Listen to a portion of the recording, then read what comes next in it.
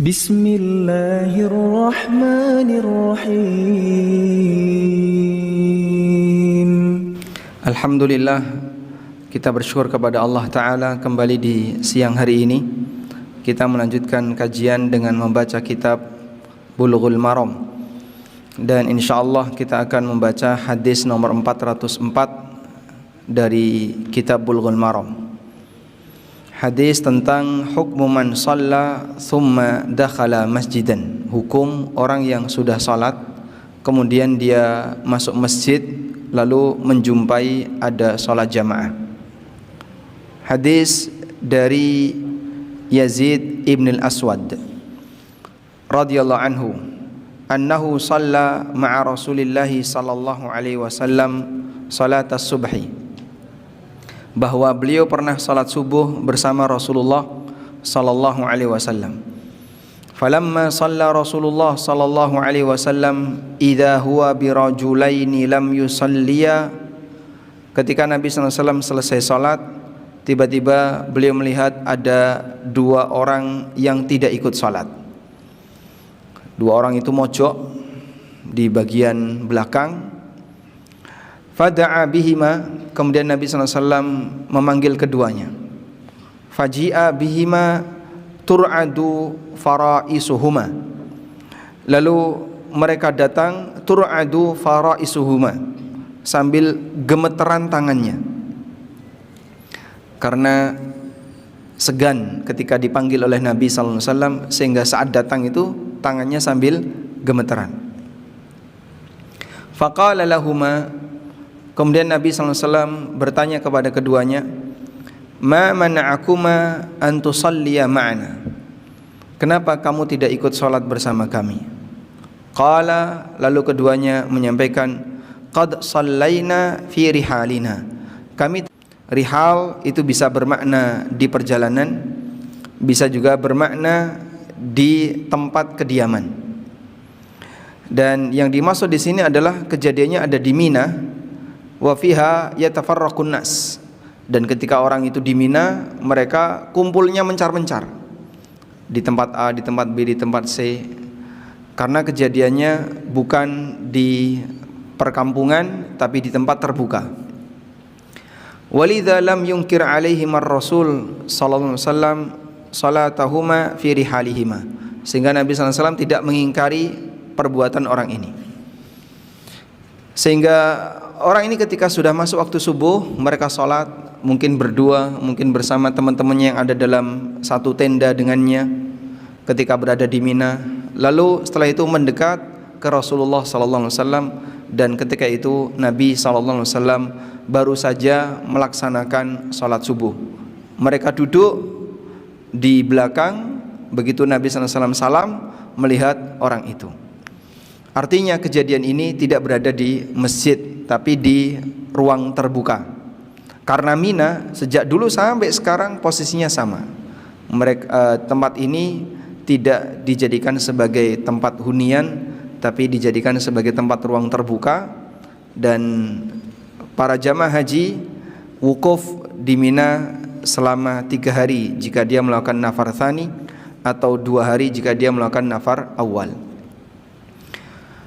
Qala, kemudian Nabi SAW mengatakan, fala taf'ala, jangan lakukan, jangan diulang.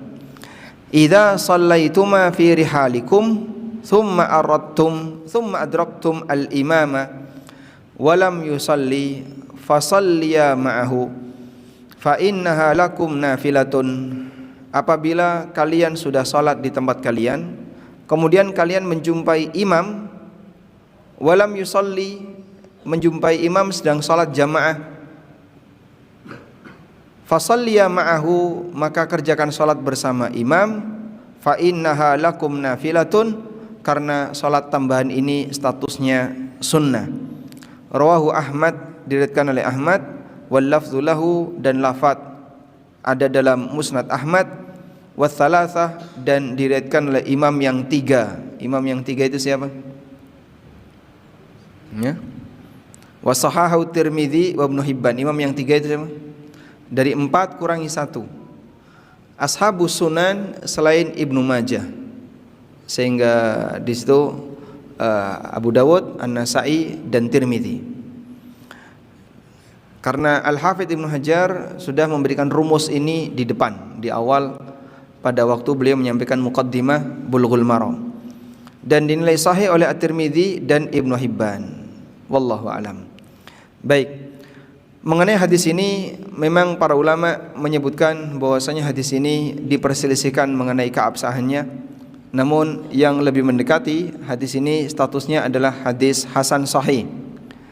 Dinilai hasan sahih oleh Tirmidzi, Ibnu Khuzaimah, Ibnu Hibban dan Al-Hakim.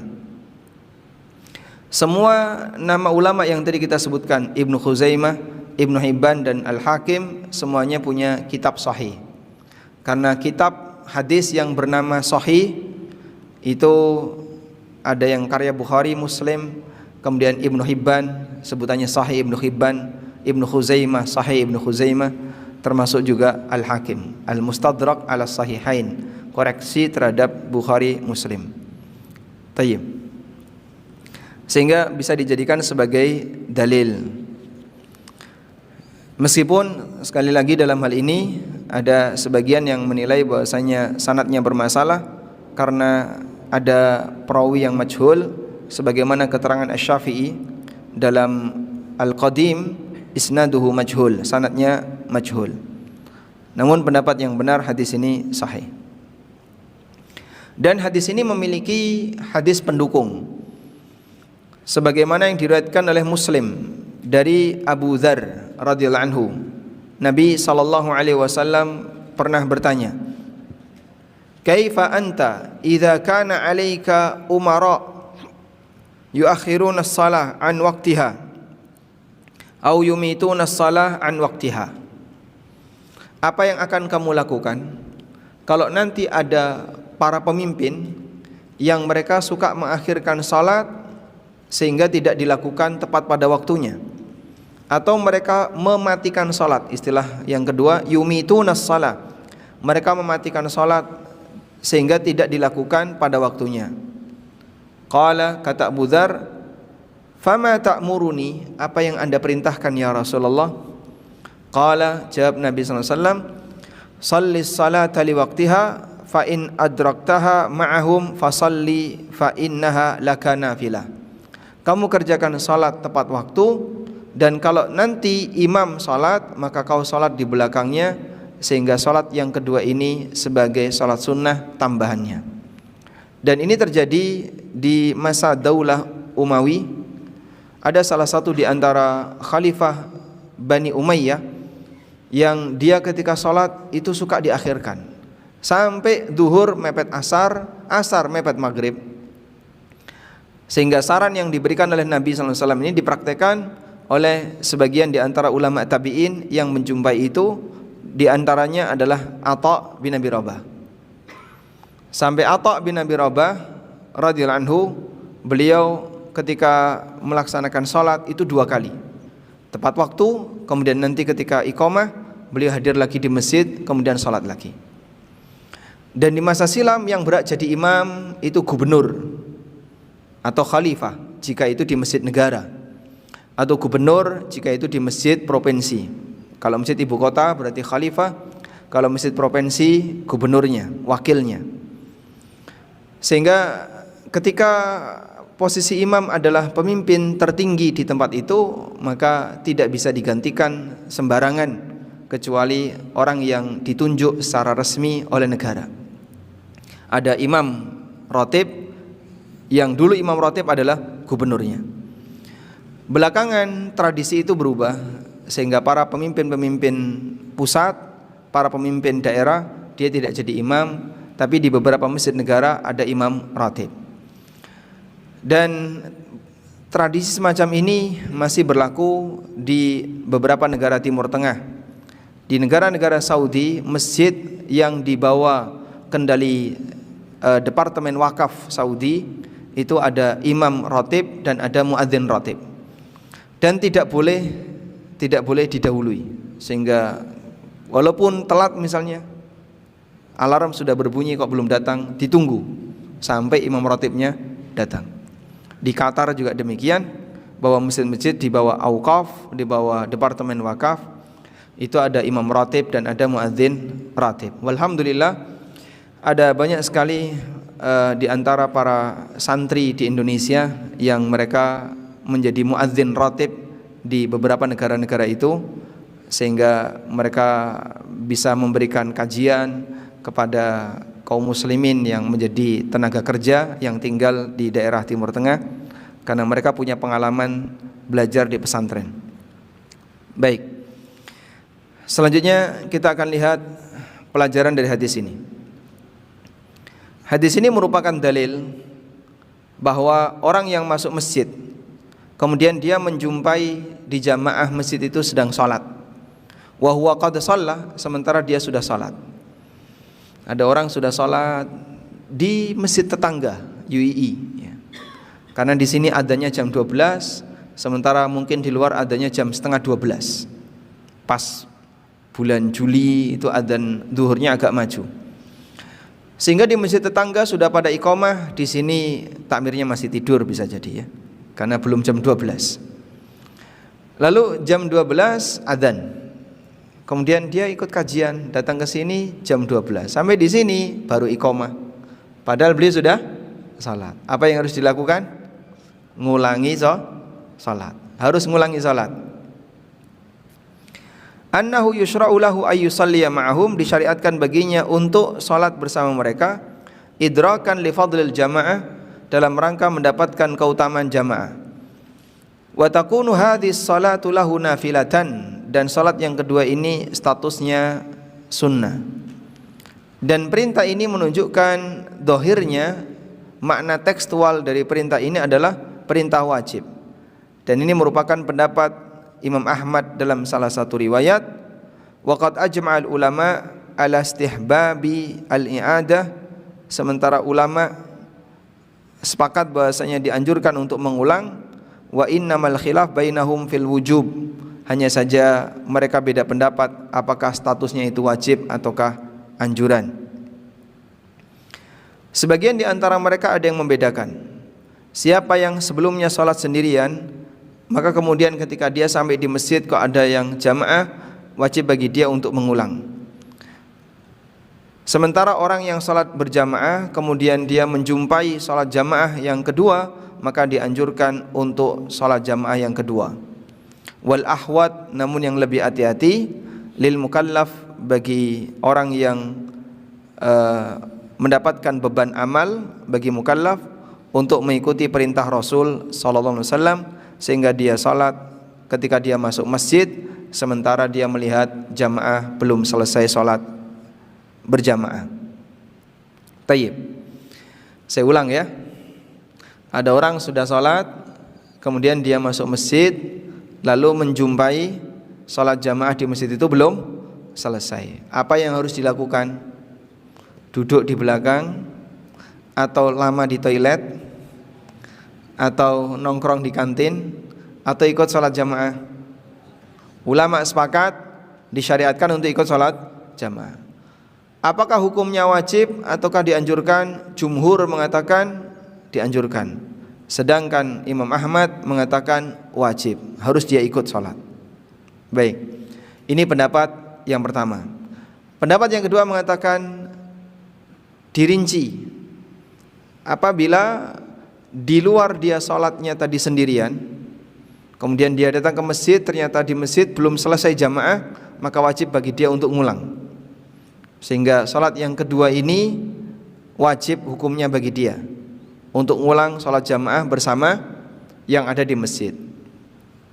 Namun kalau dia sholat sebelumnya berjamaah, lalu dia datang ke masjid yang kedua, sholatnya belum selesai, maka di masjid yang kedua dianjurkan bagi dia untuk ikut salat berjamaah dengan yang belum selesai. Wa hadhil i'adah sababuha hudurul jamaah. Mengulang di sini sebabnya adalah karena dia menghadiri jamaah. Wala farqa baina ayyusalliyal ula wahdah. Meskipun tidak ada bedanya, meskipun dia sebelumnya salat sendirian atau salat bersama jamaah, berdasarkan makna yang umum dari hadis. Selain itu agar dia bisa mendapatkan pahala ketika dia sholat dua kali, wali alla yakunu huduruhu wan nasu yusallun dzari'atan ila isaati dzanbihi, dan salah satu di antara hikmahnya adalah untuk menutup celah suudzon. Kok itu di belakang enggak ikut sholat jamaah, kenapa itu? Oh, jangan-jangan dia mengkafirkan imam. Wah, kan sampai jauh kan suudzonnya ya, sampai dituduh mengkafirkan imam. Makanya dia enggak mau ikut sholat jamaah bareng kita. Jangan-jangan dia mengkafirkan imam. Wal wuqu' fi irdihi, dan bisa jadi orang kemudian ngerasani dia mencela kehormatannya, juga agar dia tidak malas. Wa yaqul, dan dia mengatakan shallaitu wa huwa lam yusalli, dia bilang aku sudah salat padahal dia belum salat. Bisa jadi ada orang yang beralasan kayak gitu. Kamu kenapa enggak ikut salat jamaah? Aku sudah salat, padahal aslinya dia belum salat. Selain itu dalam rangka untuk menjaga al-ulfah, agar orang itu selalu menjaga keakraban, luzumul jamaah, meninggalkan potensi khilaf dan seterusnya. Dari sinilah kita bisa memahami kenapa dalam satu masjid dilarang ada 2 jamaah. Hikmahnya apa? Agar menghindari potensi adanya tuduhan kaum muslimin pecah. Menghindari potensi adanya tuduhan kaum muslimin pecah. Tuh lihat tuh, yang satu di sebelah utara, yang satu di sebelah selatan. Ini imam A, ini imam B. Akhirnya ketika suasana pemandangannya kayak gitu, orang menyangka, oh ini Islam versi beda. Yang ini Islam A, yang ini Islam perjuangan. Misalnya kan, muncul suudzon seperti itu. Maka syariat menjaga potensi seperti ini, menjaga peluang terjadinya tuduhan seperti ini dengan menyatukan kaum muslimin. Sehingga ketika ada jamaah, maka pastikan seluruh ikut. Yang sudah selesai sholat, kemudian dia duduk di belakang, ikut. Dan ini berlaku untuk jamaah yang pertama. Nah, jamaah kedua, ketiga, dan seterusnya tidak berlaku.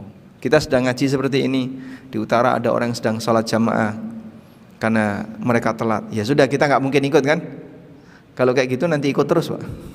Ada jamaah ketiga ikut lagi, jamaah keempat ikut lagi. Jadi yang ini hanya berlaku untuk apa? Jamaah utama.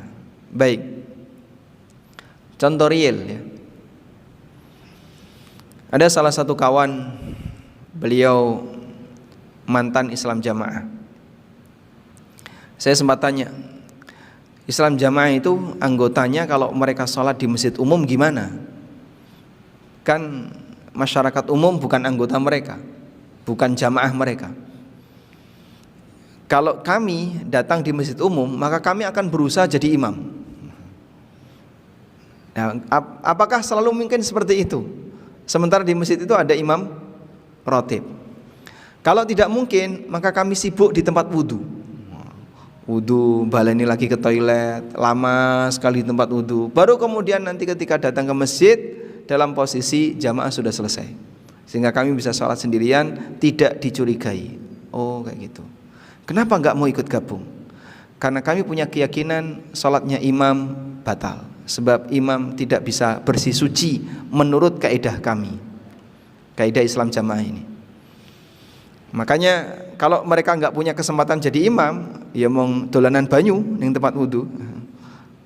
Sudah, setelah mereka merasa kedinginan baru ke masjid, dan sholat sudah selesai, lalu mereka sholat sendirian, biar tidak dicurigai kalau hanya duduk-duduk di belakang masjid sementara sholat jamaah sedang dimulai. Taib. Berarti demikianlah pengaruh dari persatuan.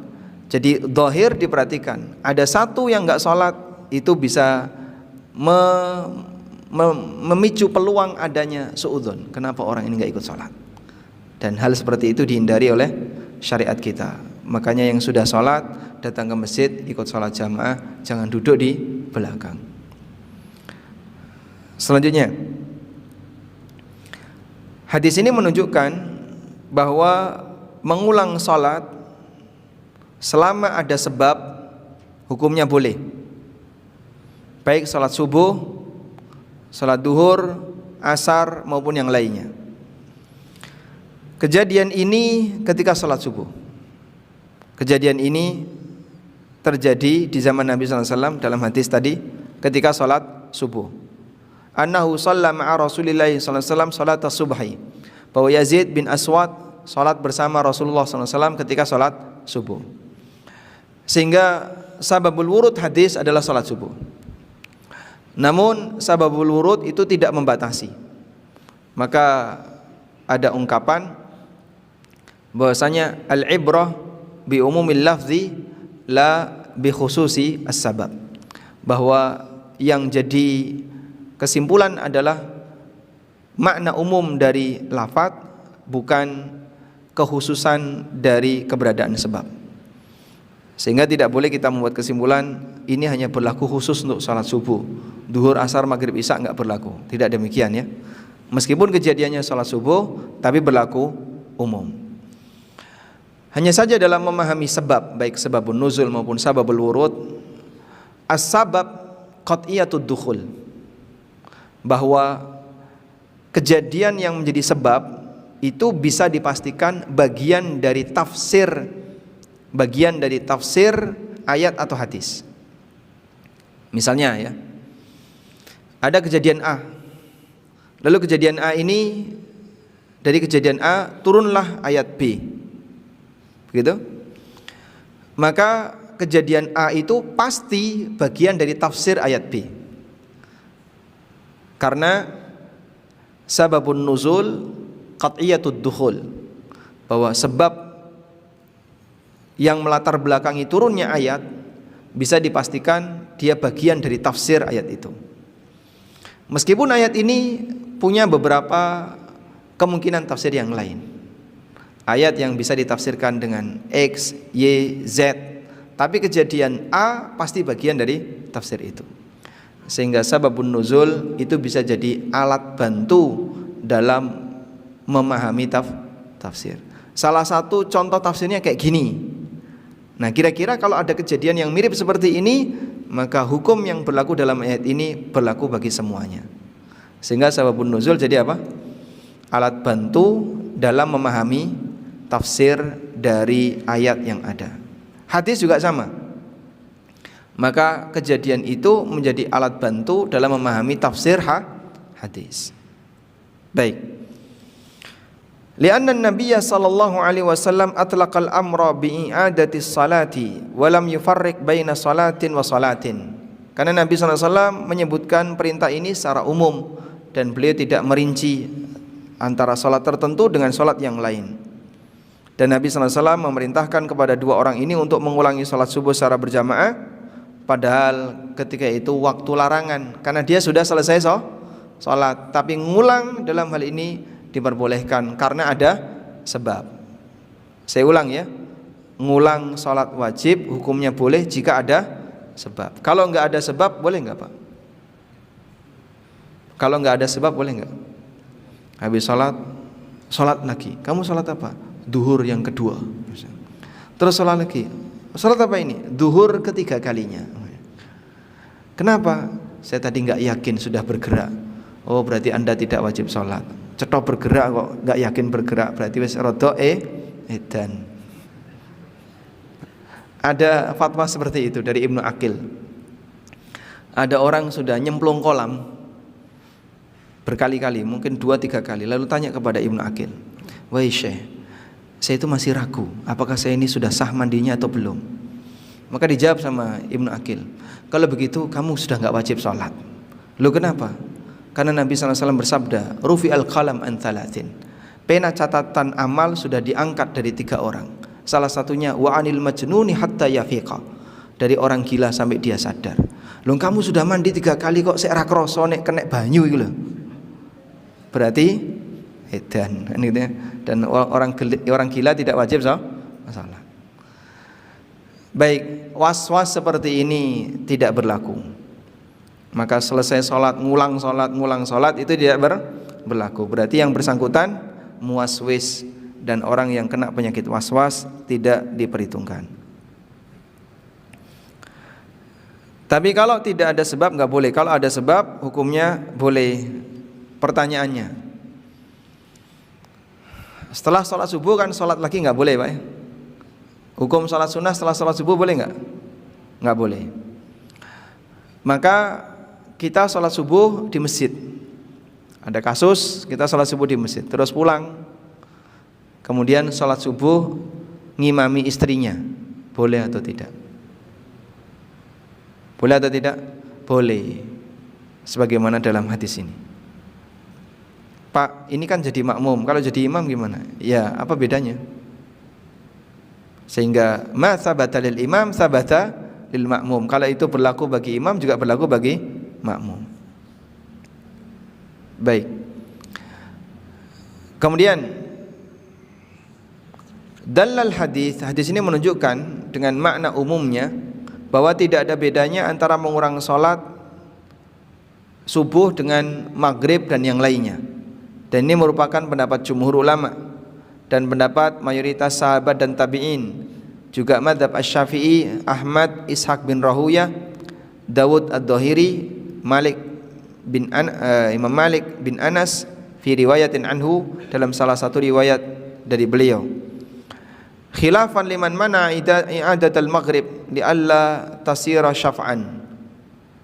Dan ini tidak sejalan dengan pendapat orang yang mengatakan untuk maghrib enggak boleh diulang, karena nanti kalau maghrib diulang salatnya jadi genep, jadi 6 rakaat. Li'annaha witrun nahar, karena maghrib itu witir siang. Falau adaha sarat syaf'an, sehingga kalau diulang maka jadi genap. Fabatala kaunuhu witron, sehingga enggak bisa jadi salat witir siang. Maghrib itu sebutannya apa? Witir siang. Dan ini merupakan pendapat Ibnu Umar, pendapat Ibnu Mas'ud, dan sebagian ulama tabi'in, Abu Hanifah, Malik, dan Imam Ahmad dalam salah satu riwayat. Namun pendapat yang lebih kuat adalah at-tamassuk bil umum aqwa. Berpegang dengan pendapat umum, makna yang umum itu lebih kuat. Selanjutnya, dalam perkataan Nabi sallallahu alaihi wasallam, "Tsumma ataituma masjida jama'atin." Kemudian kalian mendatangi masjid jamaah. Kemudian kalian mendatangi masjid jamaah. Masjid jamaah itu apa? Masjid jamaah itu apa? Semua yang dipakai sholat jamaah, semua tempat sholat yang dipakai jamaah, musola maupun masjid jami', karena masjid ada jami', ada jamaah. Yang tidak dipakai Jumatan itu masjid jamaah. Menunjukkan bahwasanya kewajiban mengulang ini khusus bagi jamaah yang di situ dilakukan di masjid. Allati qad tuqamu fi ghairihi. Faman hadara jama'atan yusalluna fi manzilin aw mustarahan wa nahwahuma li udhrin wa kana huwa qad shalla lam yusalli ma'ahum. Sehingga kalau ada orang yang sudah sholat lalu dia datang ke rumah si A, ternyata si A sedang sholat jamaah, maka dia tidak perlu sholat berjamaah bersama si A. Wa yuhmalul mutlaq al-warid fi ba'd riwayat ala hadzal muqayyad, sehingga yang makna global tadi dibawa kepada makna yang ada batasannya, yaitu berlaku ketika kejadian ini di masjid atau jamaah resmi. Wallahu a'lam. Baik, insyaallah kita bisa memahami pesan dari apa yang disampaikan dalam hadis ini, dan berikut perbedaan pendapat yang disampaikan oleh para ulama. Saya ulang kesimpulannya, bagi orang yang sudah sholat baik sendirian maupun berjamaah, lalu dia datang ke masjid atau musola, kemudian dia menjumpai di tempat itu ada jamaah yang belum selesai, maka disyariatkan bagi dia untuk bergabung mengulang dalam rangka apa? Menghindari potensi suudzon, menjaga persatuan dan seterusnya. Dan lain daripada itu adalah para ulama beda pendapat apakah ini berlaku untuk semua sholat ataukah ada pengecualian. Jumhur mengatakan berlaku untuk semua sholat, termasuk sholat maghrib. Wallahu alam. Baik, demikian yang bisa kita sampaikan. Apabila ada yang mau disampaikan, kami persilahkan. Tafadhol. Untuk salat apa, Pak? Salat Id terjadi 2 kali. Kalau di Indonesia terjadi 4 kali, Pak. Ya. Yang pertama An-Nadir. Salat Id di Indonesia kan 4 kali ya. An-Nadir, setelah itu Muhammadiyah, pemerintah, yang terakhir Naksabandiyah. Masya Allah. Sehingga kalau orang itu suka keliling, pertama dia sampai di Bone ikut An-Nadir, nanti dia ke Makassar ikut hari kedua, nanti dia pindah hari ketiga di Jombang, lalu dia ke Sumatera ikut yang ketiga, yang keempat. Mau ikut yang mana kira-kira? Ikut yang mana? Kalau sholat Id 4 kali kayak gini, ikut yang mana? Yang berwenang untuk menetapkan keputusan. Kadang kita bayangin kayak gini ya, andaikan Arafah itu ada di Indonesia, kita nggak bisa bayangin mau wukuf versi yang mana, versi An-Nadir, versi Naksabandiyah, atau versi hisab, atau versi ru'yah. Bingung nanti ya.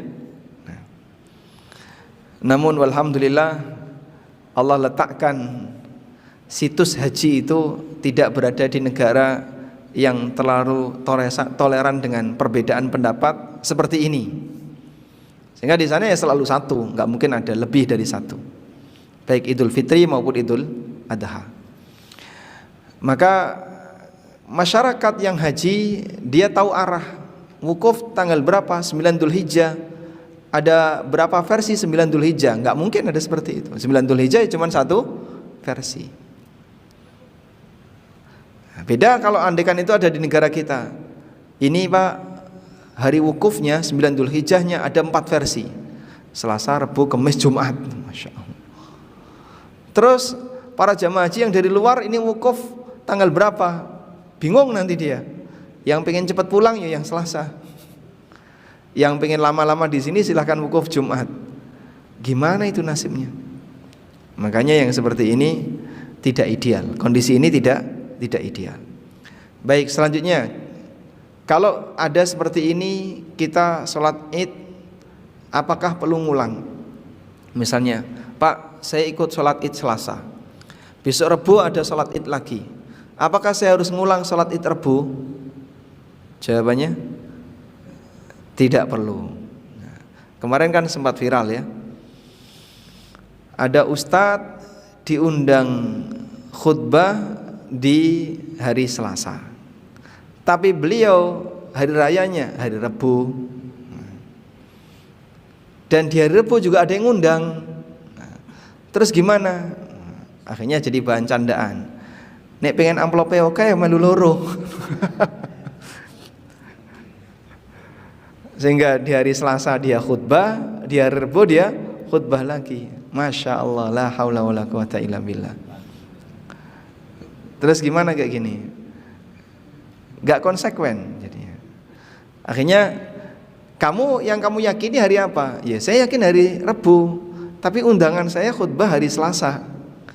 Masa orang sholat mau khutbah tok, khutbah karo poso, sehingga dia khutbah Id dalam posisi dia berpuasa. Aneh nah jadinya. Tapi fenomena ini hanya ada di negara kita.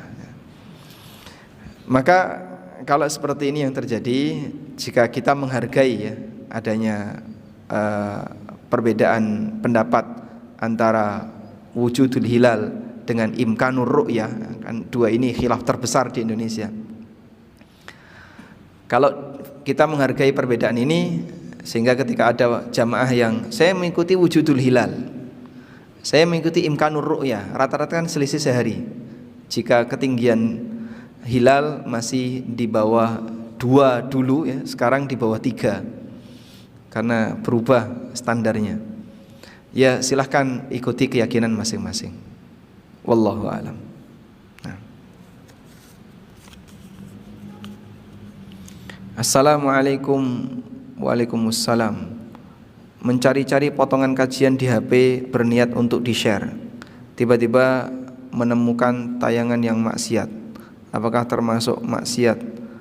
Terus berhenti mencari.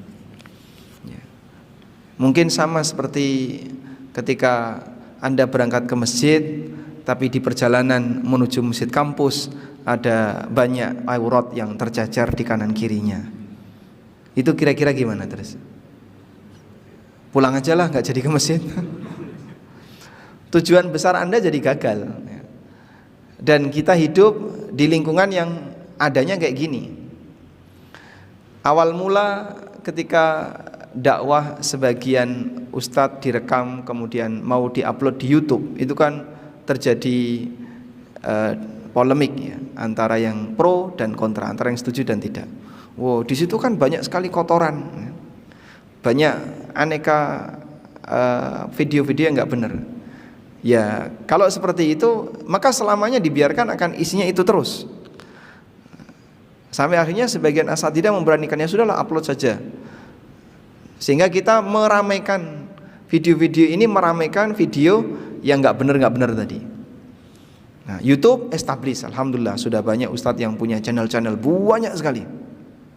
Facebook juga sama. Belakangan yang dipermasalahkan TikTok. Sebenarnya berangkatnya juga sama dari polemik yang dulu berlaku di YouTube ya, antara yang setuju dan tidak setuju. Intinya, bolehkah orang jual murotal di pasar sementara kanan kirinya jual daging babi misalnya? Ada orang jual kaset murotal di sebuah pasar sementara kanan kirinya ada orang yang jualan daging sapi, jualan kambing, ada yang juga dia jual daging babi. Sementara dia jual kitab-kitab ulama. Sehingga di pasar kan kumpul antara pelaku maksiat dan orang yang juga taat. Dalam kondisi ini lingkungan tidak bisa kita bersihkan, kecuali kalau misalnya kita rombak semua pasar sehingga jadi pasar yang dibatasi.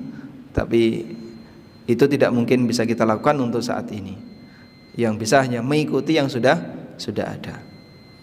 Jadi wallahu alam, dengan pendekatan ini Anda bisa lanjutkan dalam mencari itu. Kemudian ketika dapat ya sebutuhnya saja ya. Jangan ketika nyekrol kecantol ini di bagian itu malah lama gitu. Oke. Ada yang mau disampaikan? Tidak ada? Nah, silakan. Assalamualaikum warahmatullahi wabarakatuh. Waalaikumsalam warahmatullahi wabarakatuh. Tanyakan mengenai di luar materi ini, mengenai keutamaan atau waktu yang mustajabah bainal adzanain. Itu apakah hanya berlaku bagi yang di masjid atau yang di luar masjid pun juga berlaku ketika sedang menuju masjid, ataupun bahkan yang di rumah atau itu berlaku. Kemudian yang kedua mengenai kriteria bacaan sirri itu bagaimana, karena kita sering berjamaah berdampingan dengan saudara kita itu kadang-kadang bacaan sirrinya itu terlalu bisik. Ya, benar-benar rahasia sehingga cuma dua lisan dan syafatain yang bergerak, apa tidak mengeluarkan gelombang suara atau boleh gitu. Nah. Waalaikumsalam warahmatullahi wabarakatuh. Baik, saya ulang pertanyaannya ya. Mengenai keutamaan antara adzan dan iqamah yang merupakan waktu mustajab, apakah hanya berlaku untuk mereka yang ada di masjid atau juga berlaku bagi semua termasuk yang ada di rumah? Beberapa fatwa yang pernah kami baca itu berlaku bagi semua termasuk yang ada di rumah. Sehingga yang ada di rumah, ibu-ibu ketika enggak ke masjid dengar adzan dijawab lalu doa. Kemudian dengar iqamah, sehingga di rentang ini antara adzan dan iqamah waktu yang mustajab bagi beliau walaupun beliau di rumah, walaupun tidak hadir di masjid. Sehingga berlaku bagi semua. Makanya kesempatan seperti ini jangan sampai disia-siakan, sehingga posisi ibu-ibu yang ada di rumah walaupun tidak jamaah di masjid, namun ketika antara dan adzan dan iqamah dia bisa gunakan untuk berdoa. Sambil beraktivitas nggak apa-apa, tapi ketika fokus lebih bagus. Yang kedua apa tadi?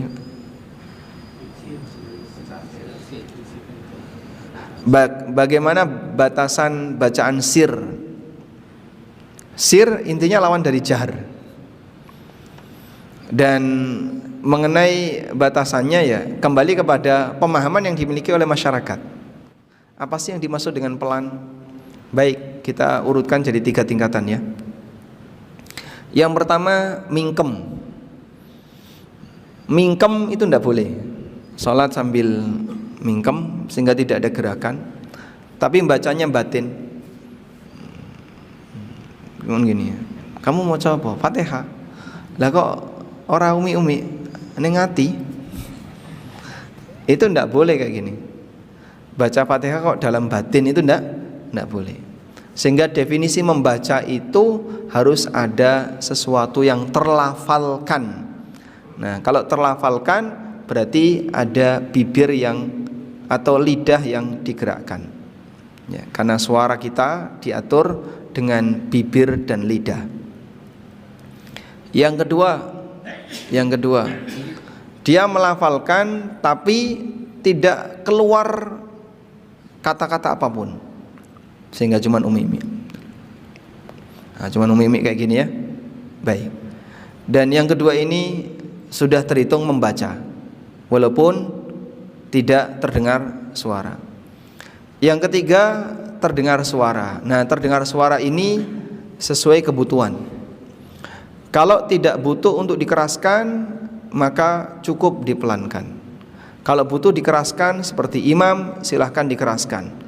Yang butuh dikeraskan, imam qiyamul lail itu dikeraskan. Maka orang ketika qiyamul lail bacaannya boleh keras. Nabi SAW mendengar bacaan Abu Bakar ketika qiyamul lail padahal beliau berada di dalam rumah dan Nabi SAW di luar rumah. Ketika ke rumahnya Umar kenceng banget. Lalu pada saat ketemu, maka Umar ditanya, kenapa? Ya Rasulullah, saya ingin bangunin yang tidur-tidur itu. Maka mocone kenceng, tonggone kerungu. Kalau Abu Bakar terdengar suaranya tapi lebih pelan. Lalu Nabi SAW mengatakan kepada Abu Bakar, faqala li Abi Bakrin irfa' min sautika syai'an, wa qala li Umar ikhfat min sautika syai'an. Wahai Abu Bakar, angkat suaramu dikit, wahai Umar, turunkan suaramu dikit. Ini ada kebutuhan. Baik, kalau sholat jamaah gimana Pak? Intinya jangan ganggu samping, karena masing-masing membaca dengan lafal yang berbeda. Anda mungkin sudah sampai iyyaka na'budu wa iyyaka nasta'in, sebelahnya baru ar-rahmanir rahim. Nah itu kalau podo kerase keluar suara, akhirnya saling mempengaruhi. Yang sudah iyyaka na'budu wa iyyaka nasta'in ar-rahmanir rahim maliki yaumid balik meneh, karena terpengaruh dengan sampingnya. Wallahu alam.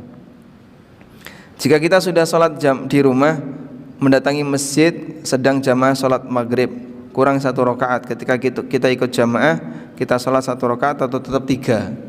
1 rakaat nggak sah kalau, karena 1 rakaat hanya witir setelah isya, sehingga Anda ikutnya sholat 3 rakaat. Wallahu alam. Baik, demikian yang bisa kita sampaikan, semoga bermanfaat. Wassallallahu ala nabiyyina Muhammadin wa ala alihi wa sahbihi wasallam. Wa akhiru da'wana alhamdulillahi rabbil alamin. Wassalamualaikum warahmatullahi wabarakatuh.